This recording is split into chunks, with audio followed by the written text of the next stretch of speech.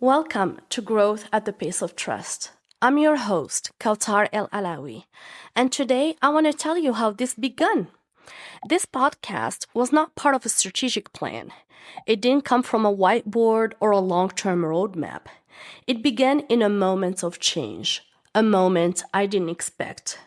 Recently, I found myself facing a new set of expectations and metrics in my role. Expectations that did not reflect the long-term nature of the work I was doing in business development. And in that moment, one thought rose above everything else. How will I take care of my children? As a single mother, fear does not show up gently. It comes with responsibilities, bills, routines, and the quiet weight of being the only safety net. And the emotions came with it, fully and honestly. I cried. Not a polite cry, a real one.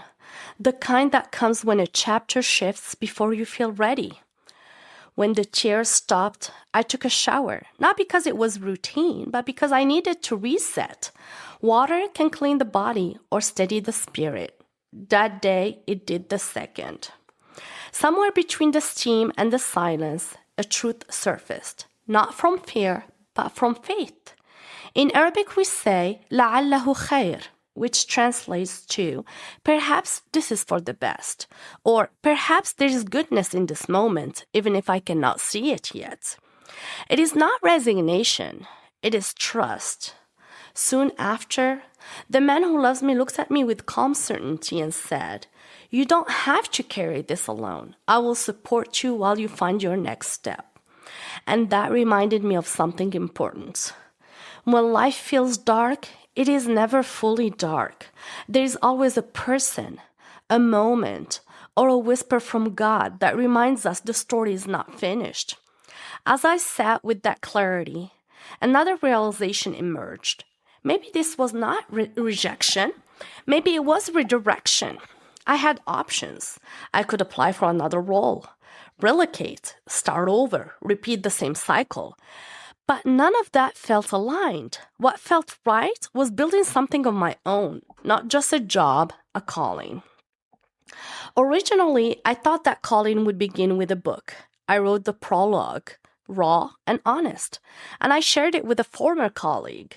She listened quietly and then said, "This shouldn't wait 2 years to be a book. This needs to be heard now. This should be a podcast." And she was right, because my story is not just my own. There are people in business development, in leadership, and in transition who have carried the invisible work of relationship building only to be measured by short-term metrics. There are people who do the slow, intentional, relational work of growth, people who value alignment over urgency, people learning to trust timing instead of forcing outcomes. This podcast is for them. So this is where the journey begins, not with certainty, not with perfection, not with everything figured out. It begins with truth. Thank you for listening. Thank you for being here. And thank you for being part of growth at the pace of trust. If today's episode resonated, I invite you to follow, review, and share it with someone who may need it.